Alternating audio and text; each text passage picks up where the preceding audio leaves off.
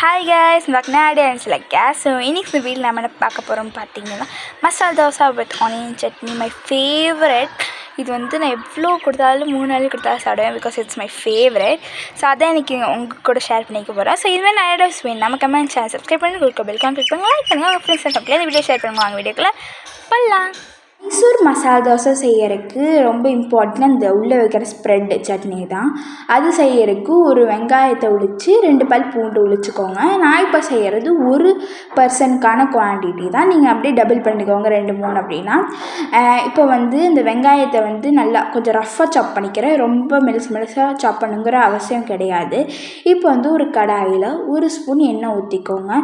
சட்டி சூடானே பார்த்து ஊற்றுங்க. அப்புறமேட்டு எண்ணெய் சூடானதுக்கப்புறம் 1 ஸ்பூன் கடலைப்பருப்பு போட்டுக்கோங்க. அடுத்து 1 ஸ்பூன் உளுத்தம்பருப்பு போட்டுக்கோங்க.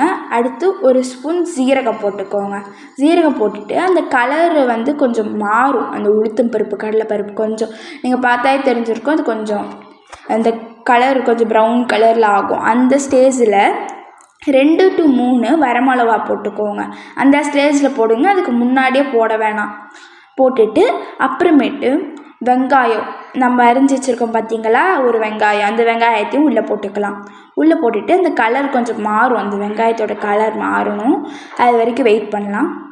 பண்ணிட்டிங்க பார்த்தாவே தெரியும், கொஞ்சம் கலர் மாறி இருக்குது, நல்லாவே மாறிருக்கு. கேமராவில் அவ்வளோன்னு தெரியல, ஆனால் நீங்கள் இன்னும் கொஞ்சம் நல்லாவே அது அப்படி கலரே மாறி கொஞ்சம் அந்த இதெல்லாம் தெரியும், உங்களுக்கே தெரியும். அதெல்லாம் அதை பார்த்தோன்னே தான் அடுப்பை ஆஃப் பண்ணணும். அது வரைக்கும் ஆஃப் பண்ணிடாதீங்க.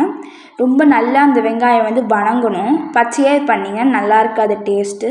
அது ரொம்ப இம்பார்ட்டன்ட் இந்த ஸ்ப்ரெட்டில். அது மட்டும் நீங்கள் கரெக்டாக பார்த்து பண்ணால் தான் அதோட டேஸ்ட்டே தெரியும், இல்லைன்னா அது ஃபுல்லாகவே வேஸ்ட் ஆயிரும். இப்போ வந்து நான் வந்து கல்லுப்பு தான் போடுறேன், ஏன்னா இப்போ அரைக்க தான் போகிறோங்கிறனால நான் கல்லுப்பு போடுறேன். இப்போ வந்து அரைக்கும் போது ஒரு 2 ஸ்பூன் 3 ஸ்பூன் தண்ணி ஊற்றி இறங்க, அப்போ கொஞ்சம் இந்த ஸ்ப்ரெட் கன்சிஸ்டன்சிக்கு வரும். இப்போ மசாலா செய்யலாம். மசாலா செய்கிறதுக்கு இப்போ நான் வந்து 2 வெங்காயம் எடுத்துருக்கேன்.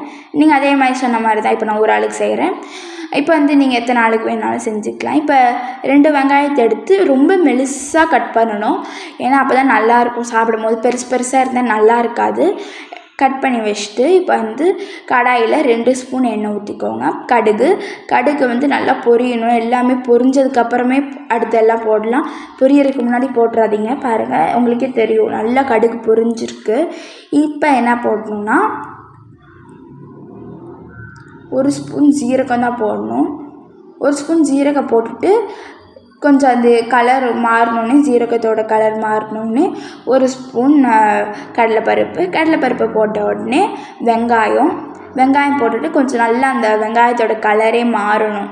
அதான் ரொம்ப முக்கியம். கொஞ்சம் லைட்டாக மாறினா போதும். அப்புறம் நான் வந்து 2 பச்சை மிளகா போடுறேன். அப்புறம் இஞ்சி போடுறேன். நீங்கள் இடித்து கூட சேர்த்திக்கலாம், நான் அப்படியே சின்னதாக கட் பண்ணி போடுறேன்.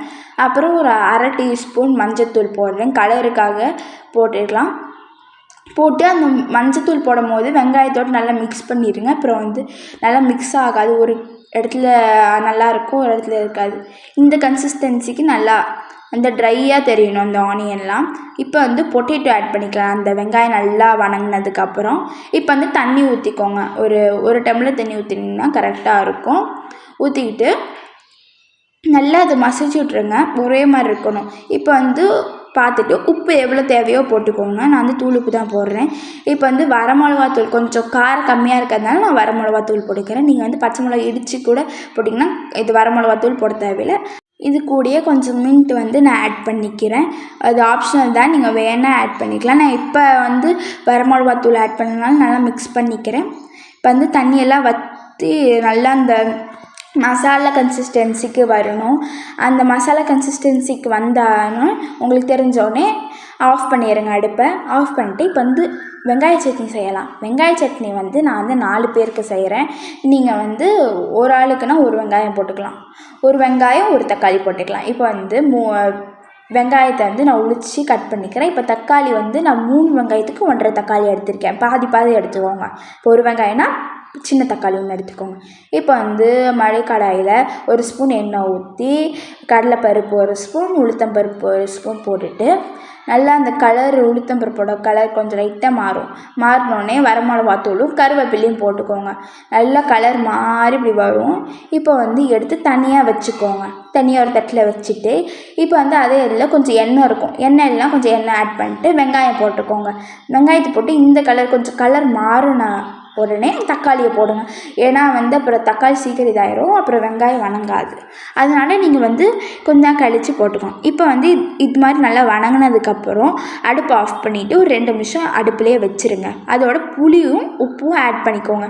இப்போ வந்து திறந்து பார்த்தா இப்படி தான் இருக்கும் சட்னி. செம்ம டேஸ்ட்டு சட்னி. நீங்கள் மறக்காமல் வீட்டில் ட்ரை பண்ணி பாருங்கள். இப்போ செம்ம டேஸ்ட்டாக இருந்தது.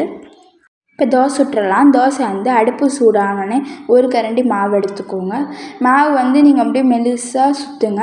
எவ்வளோ மெலிசாக சுற்றுனா தான் அதோட டேஸ்ட் நல்லா வரும். நான் வந்து இன்றைக்கின்னு பார்த்து தோசை கரெக்டாக வரல எனக்கு. ஸோ நீங்கள் பார்த்து கரெக்டாக கொஞ்சம் ஊற்றிக்கோங்க. எனக்கு கொஞ்சம் பரவாயில்லையாக தான் வந்துச்சு. இப்போ வந்து எண்ணெய் ஊற்றிக்கோங்க. எண்ணெய் இல்லைனா நெய் ஊற்றினா இன்னும் டேஸ்ட்டாக இருக்கும். அப்புறம் வந்து ஒரு ஸ்பூன் வந்து கொஞ்சம் ஸ்மூத்தாக அடி வந்து ரொம்ப இதாக இல்லாமல் ஸ்பூன் எடுத்து நல்லா அதை தோசையை வந்து இது பண்ணிவிட்டு ஸ்ப்ரெட்டும் மசாலாவும் வச்சுருங்க. நான் வைக்கிற மாதிரியே ஒரு பக்கம் தான் மசாலா வைக்கணும். 2 பக்கமும் மசாலா வைக்கக்கூடாது.